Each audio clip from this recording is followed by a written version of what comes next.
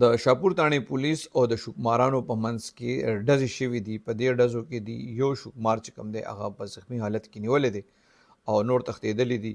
د شاپور تاڼې پولیس وینا دا ده چې دې ته بېګا اطلاع ملو شوې وه چې بودو کې کوم دغلته یو سورنګ علاقه ده او هلته تقریبا 9 شکماران چې کوم دي د واردات دپاره ناست دي.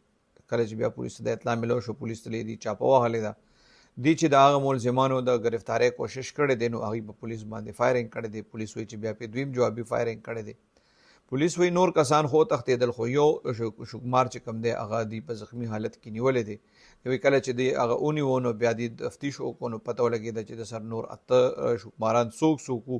پولیس وایي د هغه ټولو نوم چې کوم دی په اف ای آر کې شامل شوی دی او د څه کسان داسې دي چې هغه پولیس ته پیل هم د شکو په مقدمات کې مطلوب وو. پولیس وایي د گرفتارۍ دپاره هم چاپې وهل شروع شوي دي او دا چې کوم زخمی دی اوس د علاج دپاره هسپتال ته بوتلی دی او د ده نه مزید تفتیش شروع دی چې یاره دی نور په کم ځایونو کې وارداتونه کړي دي. خو پولیس چې کوم اف ای آر کړی دی نو په هغې کې ویلي دي چې یاره دې ته څه کسان د شګو په مقدماتو کې مطلوب وو.